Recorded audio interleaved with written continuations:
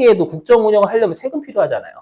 맞죠? 그래서 어떻게 하냐면 우리가 상반기를 지금 이렇게 생각하세요. 그래서 상반기 1월 달부터 6월 달까지의 세금을요. 하반기에 미리 납부시키는 제도를 우리가 중간예납이라고 해요.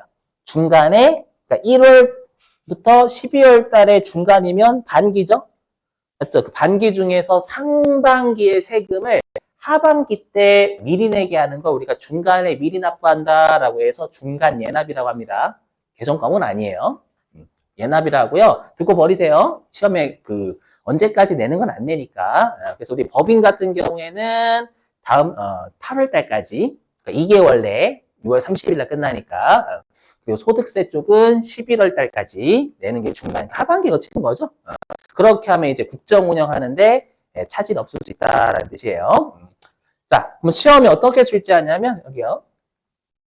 그래서 원래는 우리 회사가 1월 1일부터 12월 31일까지 내야 될 법인세가 100원이었다라고 가정.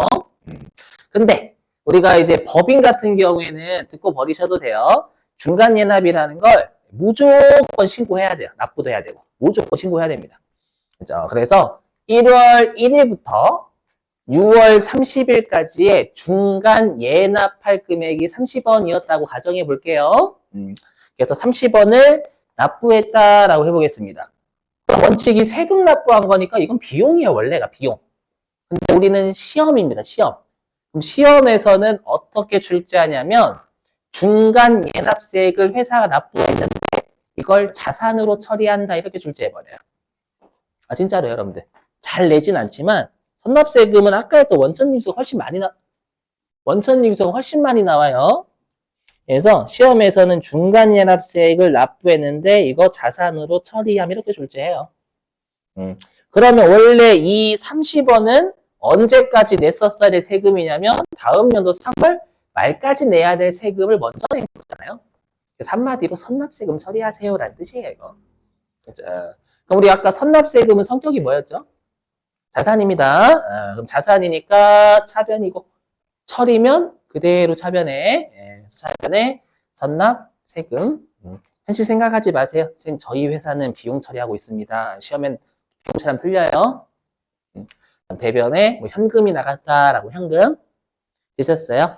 그래서 중간예납이라는 문구만 좀 기억하시면 선납세금은 좀 어렵진 않으실 거예요. 기억하시고 자. 근데 이제 아까 보셔서 아시겠지만 우리 아까 회차를 적었던 게 원천 징수할 때랑 결산이었죠. 결산. 그래서 아래 거 더 잘 보자. 아래 거. 12월 31일 결산에 뭐를 하는지. 그러면 내가 이제 12월 31일 날 내 입장에선 다음 연도 3월 말까지 내야 될 법인세를 계산하는 거예요.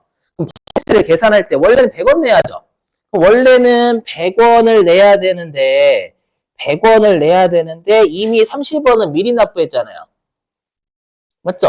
그럼 다음 연도 3월 말까지 내야 될 12월 31일 입장에서 다음 연도 3월 말까지 내야 될 세금은 70원이에요. 70원. 맞죠? 그럼 어떻게 하냐? 그럼 차변에 법인세라는 비용 처리해요. 근데 혹시 여러분들 세금 내신 분들은 아까도 설명드렸지만 법인세라는 게 국세거든요. 국가에 내는 세금이에요. 그러면 이제 국가에 내는 세금이 뭐 법인세든 아니면 여러분이 소득세든 내실 때 다시 거기에 10%를 지방소득세라고 해서 지방자치단체 또 내야 됩니다.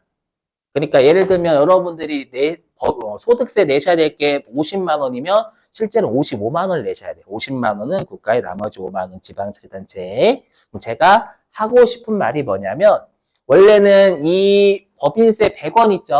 이 100원은 법인세뿐만 아니라 지방소득세까지 포함이다라고 생각해 주시면 돼요. 그래서 개정 과목이 법인세 비용이 아닙니다. 법인세 등이라고 해요. 법인세 등. 왜 등이냐면 법인세와 나머지 세금을 합친 거니까 등이라고 합니다. 이해되시겠어요? 그래서 어떻게 하냐면 차변에 법인세 등이라는 비용이 총 100원이다. 왜냐면 100원이 원래 총 발생한 법인세잖아요. 아시죠? 그래서 항상 우리가 수익하고 비용은 총액으로 원칙이 적어야 되는 거예요. 주주한테 정보 제공 전달이니까. 됐죠? 100 이렇게 되셨어요? 일단 그래서 총 100원의 법인 등이 발생했다라는 거예요. 그렇죠? 그럼 비용의 발생이니까 차변에 적어야 되겠죠. 자, 그 다음에 이제 어떻게 하냐. 이거를 그대로 분계로 옮겨 적는 거예요. 빼기 30원. 이거를 분계하는 겁니다. 그럼 30원은 아까 뭐로 처리되어 있었어요? 선납세금. 그럼 선납세금 빼라라는 거예요. 그럼 어떻게 하면 돼? 분계로 따지면. 그것도 대변을 없애는 거예요. 뺀다. 선납세금 자산 처리되어 있는 걸 감소시킨다. 이 뜻이 해석하면. 됐죠? 그래서 선납세금을 기말에 정리한다라고 합니다. 정리는 뭐냐면 이미 납부한 세금 빼라는 얘기예요. 됐죠? 그럼 선납세금은 자산이니까 차변. 됐죠?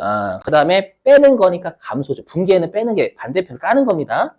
대변에 선납세금 이렇게 없애는 거예요. 왜 이렇게 대변을 까는지 요것 때문에 그런 거예요, 여러분들. 되시겠죠? 그러면 나머지 70원은 12월 31일 입장에서 3개월 뒤에 내야 될 부채인 거죠. 됐죠? 그래서 부채가 증가해요. 대변에 빵꾸 난 거는요. 다시 개정 과목 튀어나와요. 그래서 우리가 세금을 부채로 처리하는 개정 과목 있죠. 맞죠? 세금을 부채로 처리하는 개정 과목을 뭐라고 하냐면 미지급 세금이다라고 해요. 아직 지급하지 않은 세금. 외우셔야 돼요. 미지급 세금 여기 나중에 부가가치세에서 또 나옵니다, 여러분들. 미지급 세금. 그래서 우리 그 미지급 들어가는 개정 과목 중에 부채가 미지급금 있었죠? 미지급금. 그죠? 그래서 미지급자 들어가면 무조건 부채예요, 여러분들. 왜냐하면 미지급이라는 개정 과목 나중에 2개가 더 튀어나와요. 그죠? 그럼 그때 가서 할 거고, 2개가 더 튀어나온다라고 하더라도 미지급 들어가면 무조건 부채라는 사실은 안 변해요. 그죠? 그래서 미지급, 세금 이렇게 분계를 끊으시는 거예요, 실제로. 아셨죠? 넘어가겠습니다. 네. 이렇게 해가지고 선납세금을 마무리하겠습니다. 이거 무시하세요. 나중에 할 거니까 이거 무시. 어저께 설명드렸으니까 넘어갈게요.